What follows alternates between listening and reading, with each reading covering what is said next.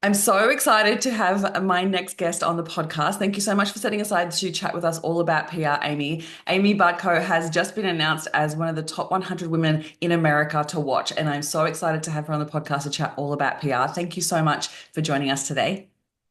Oh my gosh, thank you so much, Christine. I am so excited to be here and to talk with you. It seems like forever since we've seen each other. Yes. Oh my gosh, it was so lovely to catch up with you and to spend time with you, so much time with you in the last event when I was over there in November and just get to know a lot more about you. And I knew then that I was like, I need to have her on the podcast. It's going to be such a great conversation. So excited to have you here. And congratulations on the 100 Women to Know. My goodness, what an incredible, incredible accolade. Can you share with us a little bit about how that came about and tell us about it? Like, what an experience. Yeah, thank you. Thank you. It really is an honor. The 100 Women to Know in America is like really a sought after award here in the US. And I felt so honored to be alongside some of these, powerful, successful women. It was just an incredible event. I just got back from it, just received the award on Monday. And yeah, definitely still riding the high. So thank you. Yeah, like when you think about the population of America and to be acknowledged as one of the 100 women, like that's massive. I can't imagine that's even really landing for you just yet. It is very surreal, that is for sure. And I mean, I can't even remember what she said, how many people like were nominated, because you're nominated and then you go through this rigorous, interview process and yeah, and I received it. So it was really an honor. So thank you. Do you feel like your experience in PR leading up to this helped you with that application process, or was it still really nerve-wracking and still hard for you because you were focusing on yourself rather than clients? Oh, this is a good question. It, really the questions, we all received the same five questions. They said that at the awards banquet. We all had the same exact five questions, and it was really just how my path has taken me in PR, where my path has taken me in PR. Really, I feel helped me stand out. I don't know if being in PR helped me answer those questions better, if that's what you're asking. I don't. I just feel my passion behind what it is that I do just stood out. And yeah, so. Awesome. So tell us about this path, this journey of everything you've been doing with PR and how you do PR differently. Because when we say PR, there's so many different elements to PR. So tell us a little bit about Chatterbox and what you do with PR. Yeah, absolutely. I know people often ask, it's funny. I used to say, I do PR, and people are like, what is PR? Yeah. So now what I say is, I'm a PR expert. I specialize in putting brands in front of celebrities, featured on television and movies, and featured in top tier media.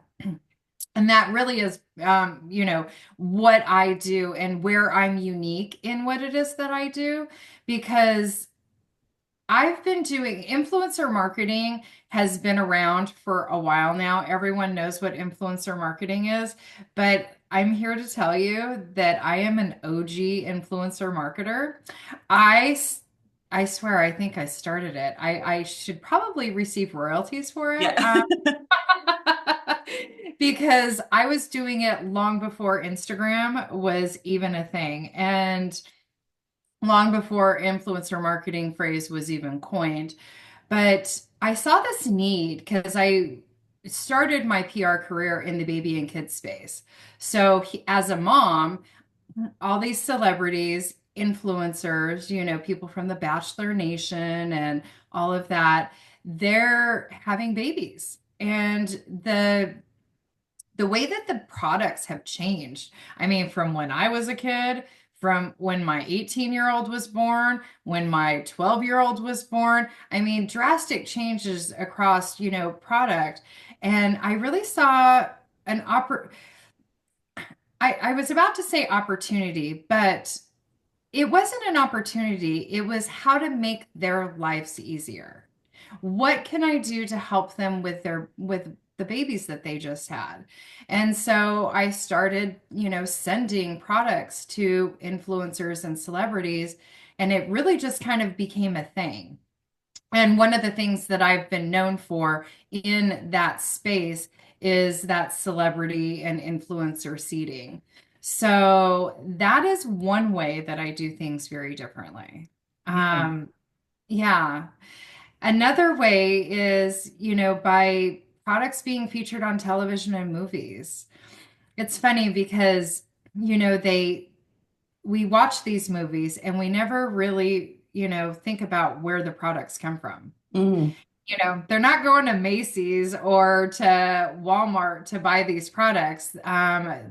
Brands are reaching out to them, to the production team, and putting the products in their hands.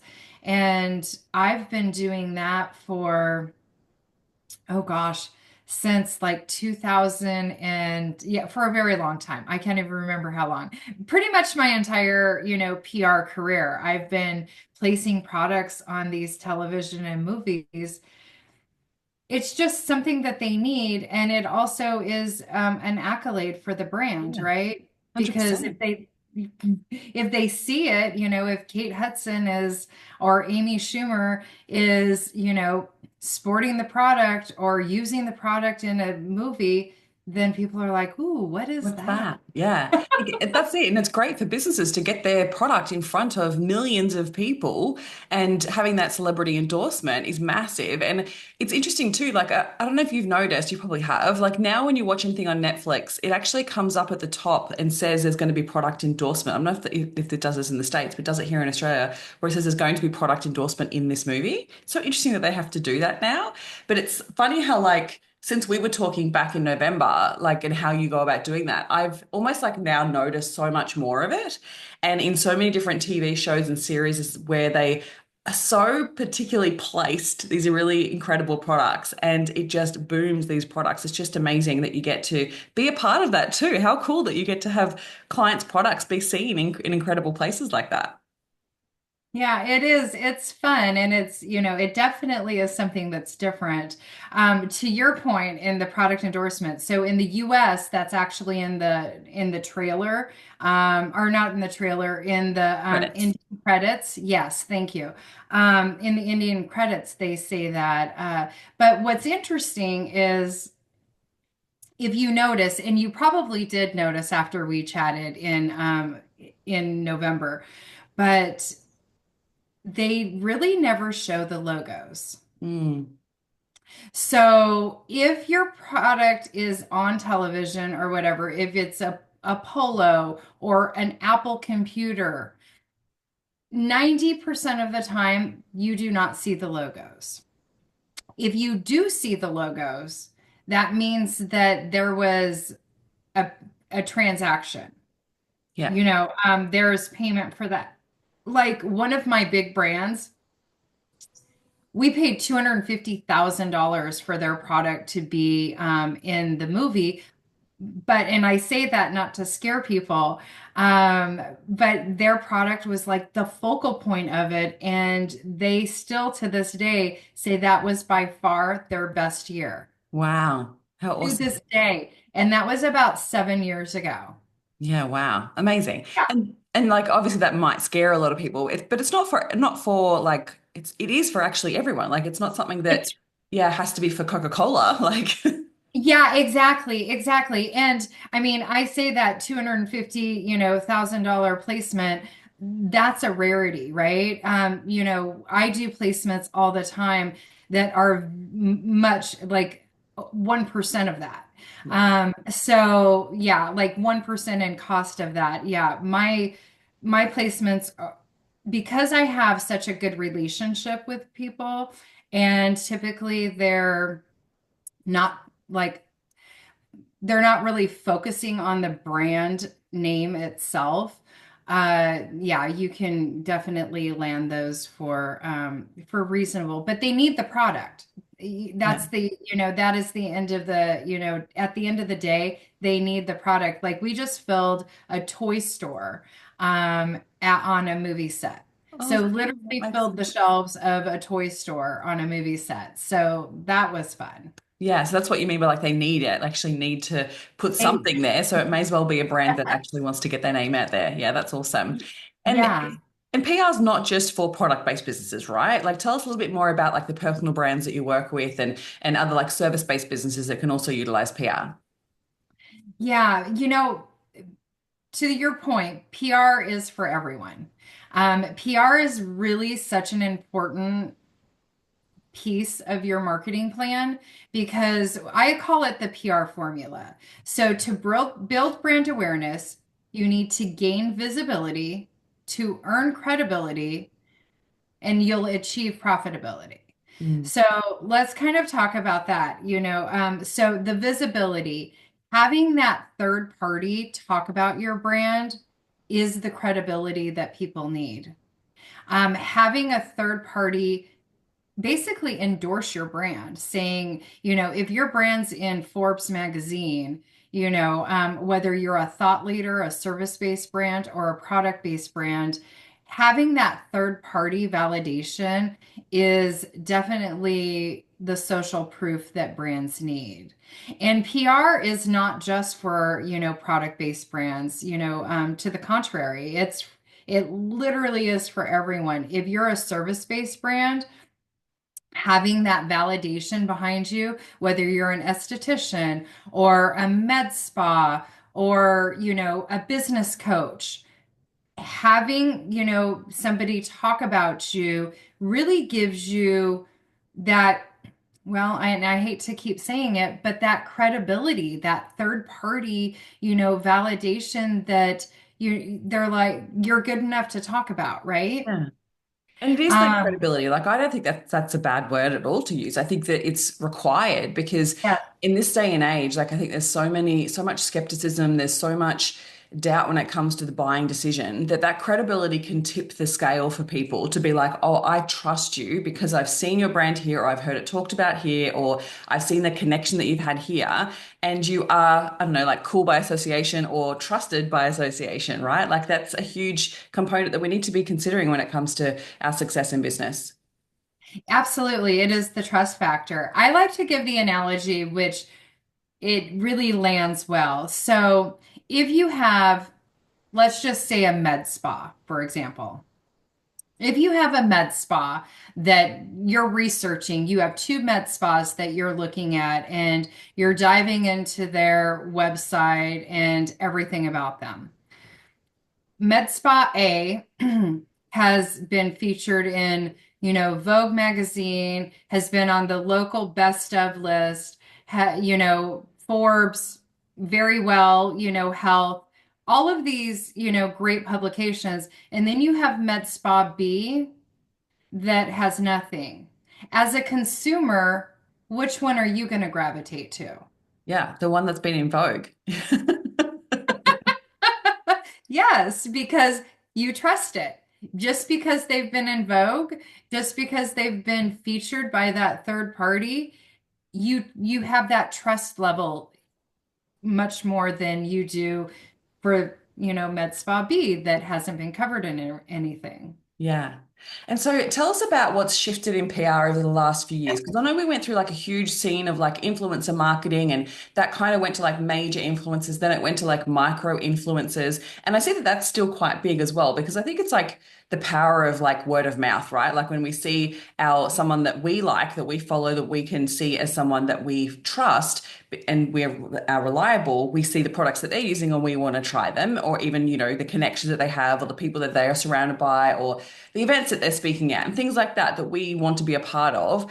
What else are you noticing when it comes to PR? Like, what's shifting for it for 2025? It's interesting because print magazine was huge.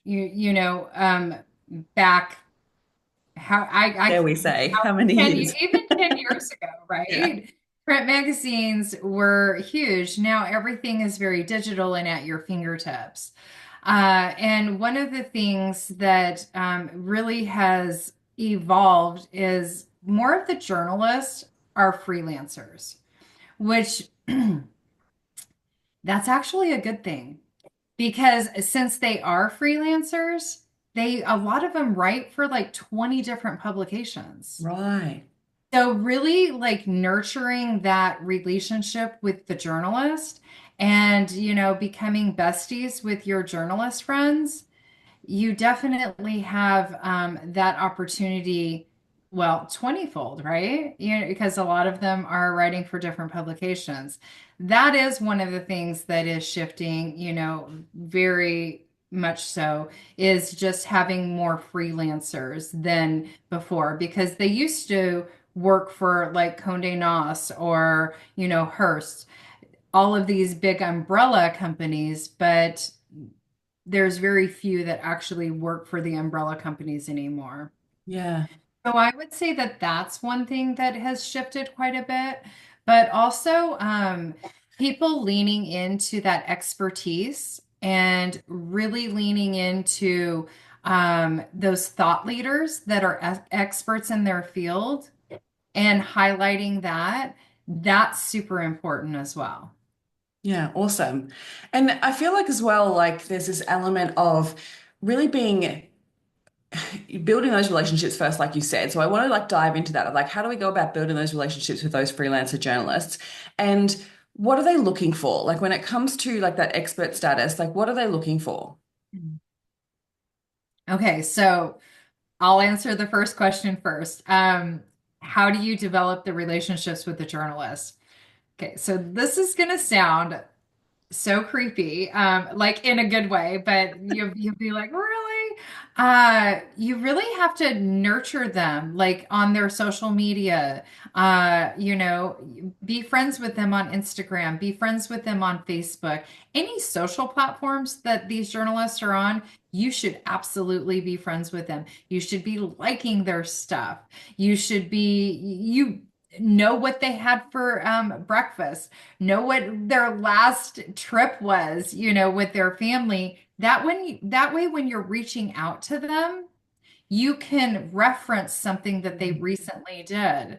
And that actually you stand out more, right? If you're like, hey, your trip to the US looked amazing, Disneyland, I'm gonna have to do that, put that on my bucket list. By recognizing that and knowing that really helps you stand out, and it encourages them to open your email every time they get it in their inbox. Yeah, it makes such a difference. Like the amount of pictures that I get for the podcast that you can tell, and I actually go and look because they either don't follow me at all. So I'm like, what do you know about me or my podcast? Or secondly, they like reference like the line in my Instagram bio or the line in like the first page of my website, and they reference it in such a inauthentic way that I'm like, you actually know nothing about me. Like it's so obvious. So it's always like a red flag to be like, nope. Well, exactly. And exactly, which podcasts are, big as well. I mean, there definitely should be part of your PR formula, because podcasts are huge, but absolutely, it's so true. And so many people do that. And when you're mentioning the podcast, absolutely, you should be following the podcast. You should have written a review on the podcast as well as listen to the podcast. Yeah. Listen to it because I can't tell you how many times I hear people say, yeah, I have an all-woman audience and, or I only have women guest speakers on and a man is pitching. Yeah. You know, they All the want to come time. on to the podcast. Okay, that's a no. Yeah. So, yes, be engaged with who it is that you're pitching and just be their best friend, right? Love it. Like in a creepy way. Yeah. And then back to what you were saying too, with like they're looking for like that expert opinion or expert status. Can you delve deeper into that? Like, what are they looking for? Yeah, absolutely. Well, like you're a business mindset coach, right? And so that's your specialty. That's what you help people with. So being able to pitch you as a business mindset coach, how you differentiate yourself to everyone else that is out there, right? And really, because we're all experts, right? We really are all experts in our field because we're successful for a reason. We've gotten into our business path for a reason because we're passionate about it.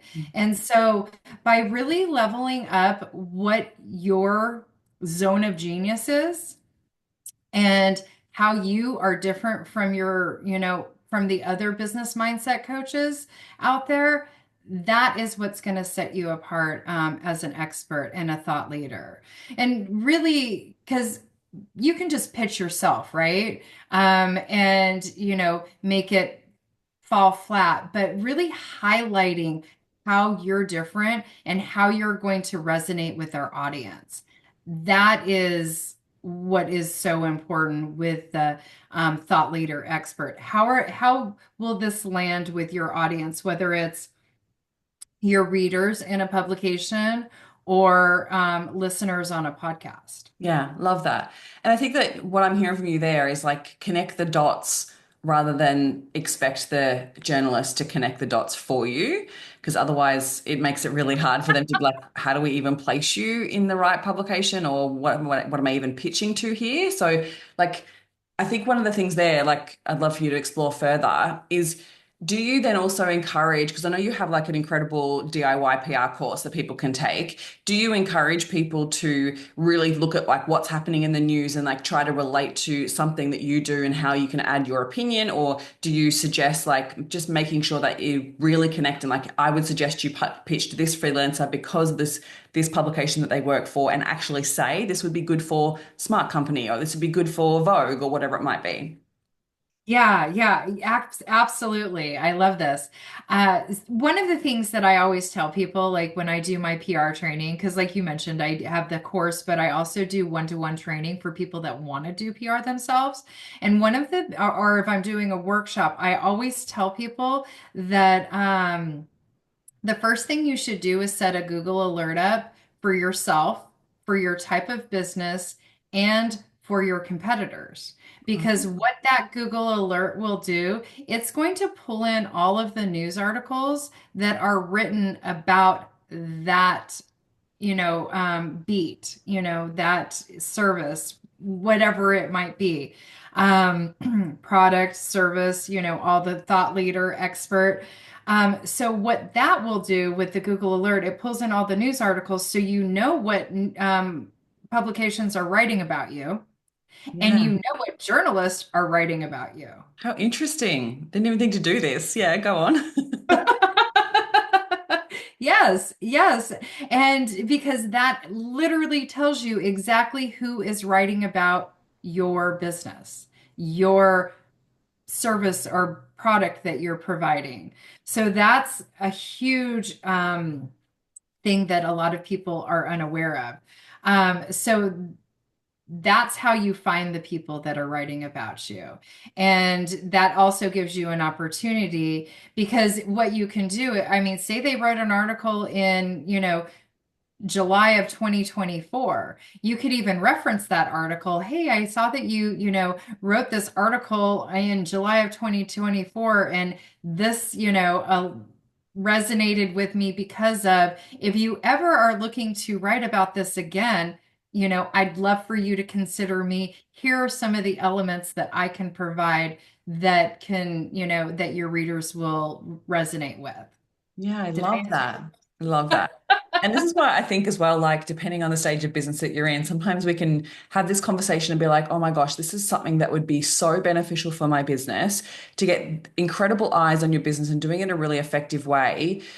Like, yes, it's amazing, but also time consuming. So, like, how much time do you think is worthwhile for a business owner or a thought leader to be spending on PR on a regular basis? If they're doing it themselves? Yeah. Okay. So if somebody is doing PR themselves, then I would recommend about 10 hours a week. Wow. Yeah, that's huge. Yeah. Well, and I say that because it is huge, right? Um, because there's a lot of research Mm. that, goes into it, on a daily basis, right? You're getting your Google alerts on a daily basis. You're finding those journalists on a daily basis. Um, you're stalking their social media, trying to find out what they do. There's a lot of legwork that goes into to things before you even write the email, before you even write the pitch. So doing that legwork definitely takes time. That's why a lot of people do end up hiring a PR agency because we have those relationships. We know who would be a good fit for you, and we pull all of that information up front. But with my course, I actually I teach everyone the shortcuts, like the good shortcuts, not shortcutting it, but the good shortcuts that will get you where you need to be much quicker. Yeah, I love that. All here for the shortcuts for sure. It's like as soon as you said 10 hours, I was like, oh God, I need although a team member could help with this too. Like I have a team, so the team can Absolutely. help with it as well for sure. Yeah, I love that. Absolutely. Absolutely. If you have a VA that, yeah, that on your team that has the training behind them to execute, 1000% they Yeah. can do it. Love it. And so, can you talk to like the different types of PR that you've done in a way that helps people see that it is for everyone? So, a lot of people think like, oh, I'm not really there yet. I need more experience, or I need to be in business longer, or I need to have already had some type of PR. Like a lot of people have hang-ups when it comes to actually starting doing PR for their business. When is the right time? Who is it for? And can you give us some examples of like how it's been done in a really unique way, or that will highlight to that this is actually for everyone? Yeah, absolutely. So, um, the right time to start is yesterday. And I hate to say it like that, but well, no, it is. It really is yesterday because the reality of it is you have competitors out there and your competitors are doing the marketing. I mean, that is one of the pieces that a lot of people leave out when they are creating their business is they leave out that marketing budget or they feel like that marketing budget is, the last thing to implement because it is so expensive. But if nobody hears about you, if nobody knows about you, then they're not just going to come knock on your door, right? So by making sure that people know about you, that is the most important thing. So the right time to start PR is when you start your business. Once your card is open, they can purchase tickets to an event, they can purchase product, or they can book an appointment with you to get their business mindset, together. Whatever your business is, now is the right time to start. Because again, having that third party validate you, having that third party credibility is going to make you stand out much more than anyone else that's not doing it. Yeah. And it's almost like the time versus money kind of element, right? Like you can invest in PR and save yourself so much like time in organic marketing. Because that's really what it comes down to. It's like, well, you either choose to invest in getting more eyes on your business and you can accelerate the growth of your business, or you can choose, and this is the thing, like sometimes in the beginning stages of your business, the DIY element and spending the 10 hours doing it is worthwhile rather than going and posting 10 times a day on Instagram and hoping that that will grow your following, right? Like I think that so much has changed on social media and trying to get that reach is less about what you're doing, like posting. It's more about actually how you're getting more traffic to your pages. So I love how you shared that. Like it's almost, I just wanted to address that because sometimes it's like, yes, it may cost you money to do, but it'll actually save you in so much time. So you just need to make that decision. Are you going to spend the time or are you going to spend the money? Absolutely, absolutely. And I mean, like we've learned in the different containers that we're a part of, it spending money is what helps you grow. Mm. spending money on your business is really what helps you, be seen and known and grow. So by not spending the money, it definitely, Just slows things down. it does. That's Yeah. what I was just going to say. It definitely, slows it down quite a bit. Yeah. So can you share some type of unique PR that you've done that might be a little bit outside the box that someone might be like, oh, okay, then maybe it is for me. Unique PR. Oh goodness. Really the celebrity and the product placement on television and movies, even service-based businesses, we've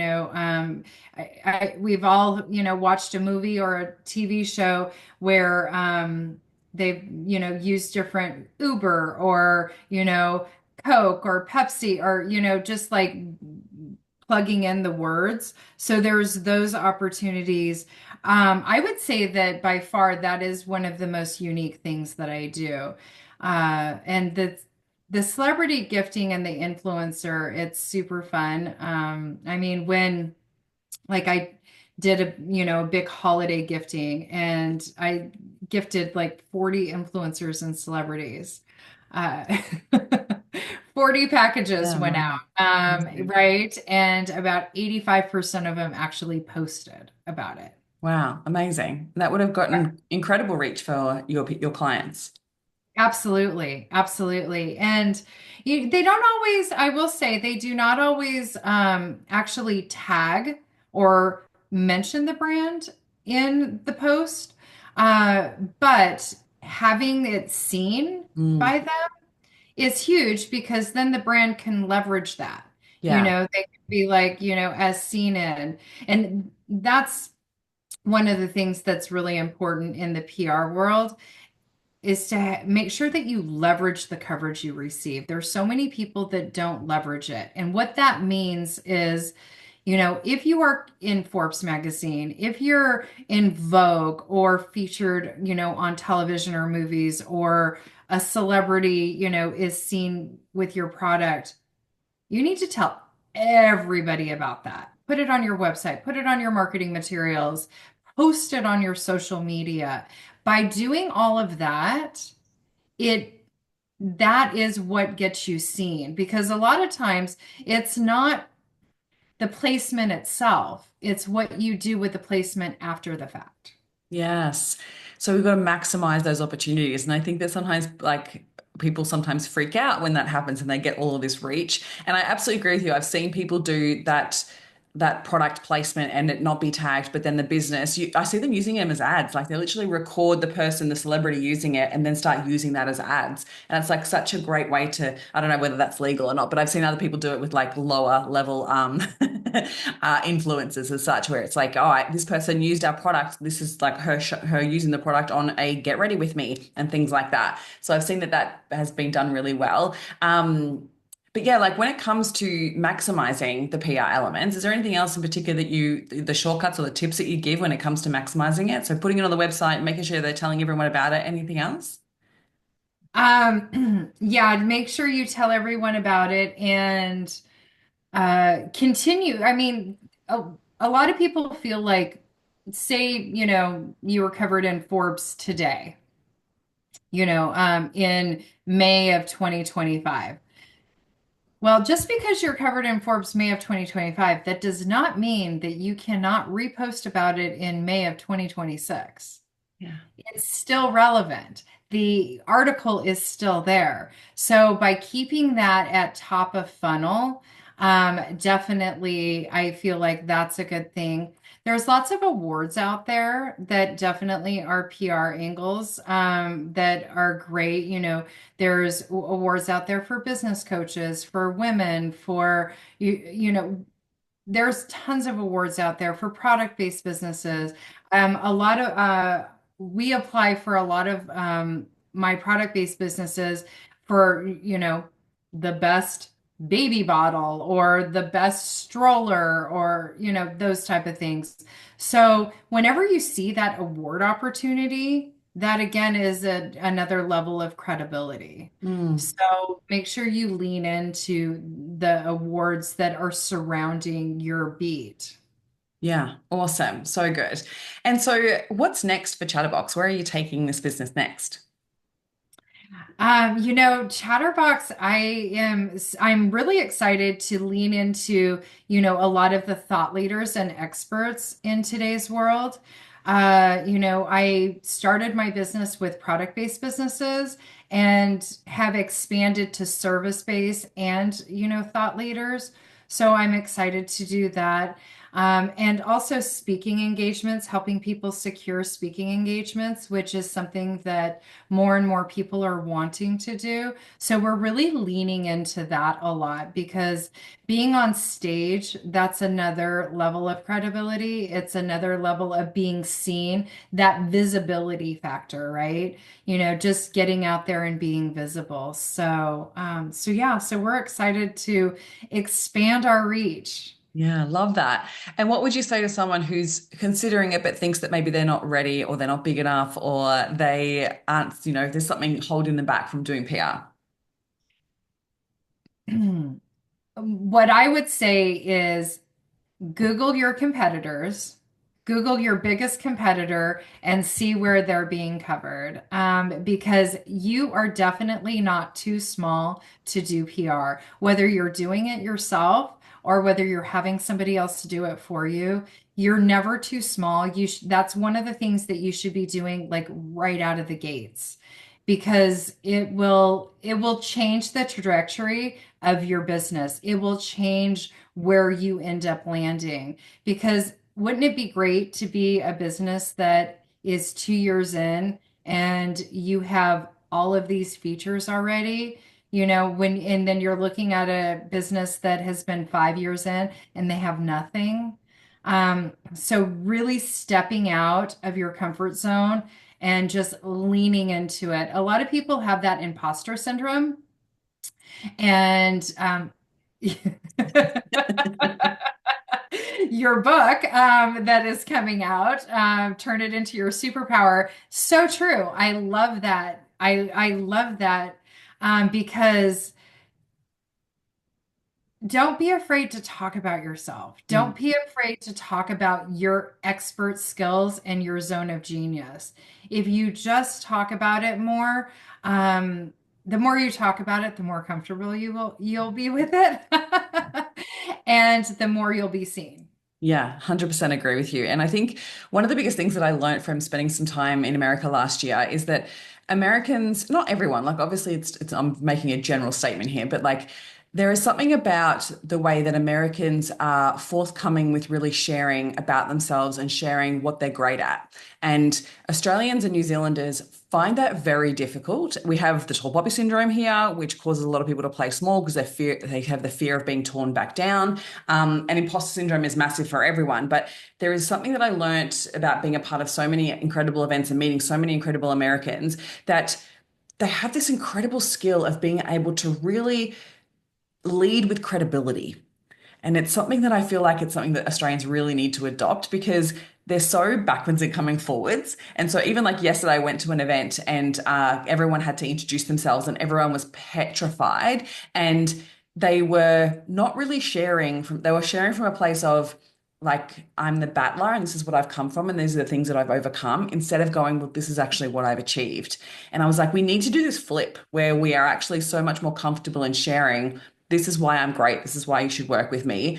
And not be scared, not be worried about being boastful. Because the thing is, if people don't know what you're all about, then they don't know you're the right person to work with or don't know if you're the right fit for that pitch, right? Like, so being conscious of how you're putting yourself out there and addressing the imposter syndrome and making sure that you're being okay with the visibility. Because I think that's another thing that plays into PR is that fear of being seen of like, what happens if I go viral? What happens if I'm now in a magazine article? Like, what are people going to think? How do you handle that with your clients? Um, so I love this because I actually experienced this myself. So it's funny. I used to tell people I do PR, and they literally would be like, "What the bleep is PR?" I don't know how friendly this is, so I didn't want to, but I like language friendly. Oh, So whatever you want to say is totally fine here. People would be like, what in the fuck is PR, right? I Yeah. mean, truly, what is this? And it took me a while to, say what I do, to be able to stand up and say, you know what, I'm a PR expert. I specialize in celebrity, putting brands in front of celebrities featured on television and movies and in top tier media. And that lands so much better and it's so much clearer than I do PR because people really don't know what the fuck I'm doing with PR, but you know what I'm doing with this, right?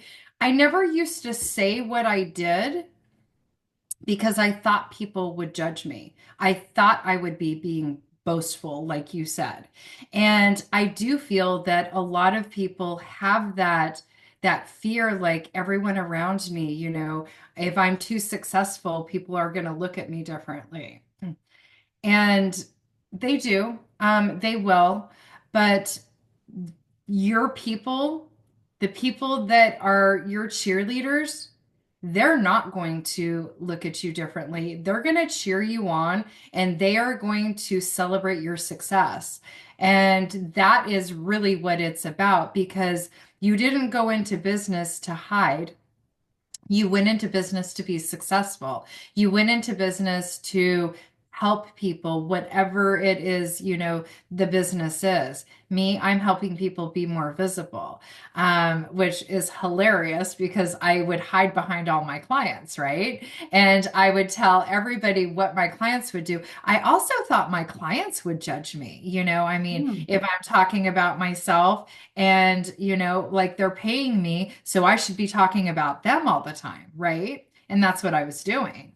So, my I give you permission to be as boastful as you would like to, tear down that imposter syndrome and lean into your expertise and start talking about yourself and telling people what it is that you do. Uh, and if people around you are going to look at you differently, then those aren't your people. 100% agree with you. It's been a similar journey, like just getting my book out there. I've been sharing an advanced copy with some clients and some friends and family, and it's so nerve-wracking. And to hear like see them reading my book and then giving feedback, and it's so scary and exciting all at the same time. But it's so true. Like there are absolutely people out there that are absolute cheerleaders that are so proud that are like, I cannot wait to read it. I'm so excited.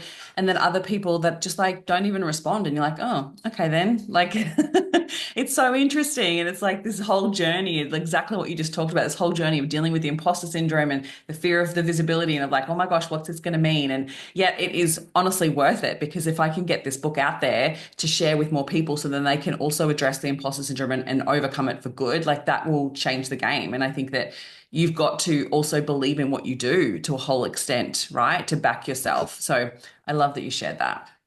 Yeah, absolutely. And the people that don't respond, the people that, look at you sideways now,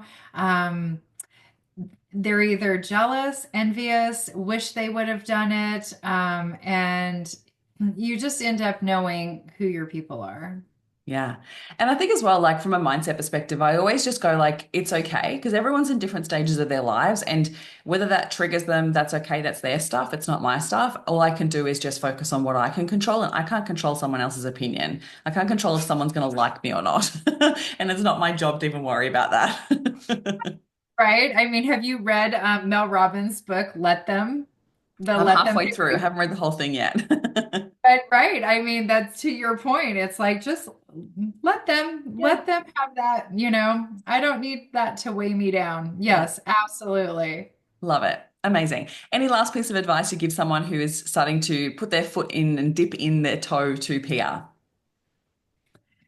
My last piece of advice would be to really know your audience and know the people, the audience of the journalists that you're looking or podcasts that you're looking to reach out to. That's probably one of the most important things because uh, you're not gonna pitch a lipstick to GQ, right? Um,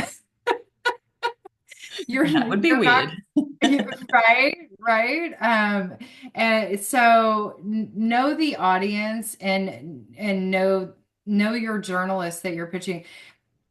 If you know that and keep your pitch super short, if you have all of those things down, you absolutely could be as successful as I am. Love it. Love it. Thank you so much for sharing that. I really appreciate it. Where can everybody find your PR course? So you can find my PR course on my website, chatterboxbrands.com. You can also find me through Instagram or LinkedIn, and it's Amy Bartko. We'll pop it in the show notes, right? Yeah. So yeah, on Instagram or LinkedIn, you can definitely find all that information as well. Amazing. Well, thank you so much for being a part of the podcast today. I really appreciate you sharing all of your wisdom and expertise and just, yeah, your journey with it as well. It's so beautiful to hear. Yeah, thank you for having me. This has been so fun. My pleasure.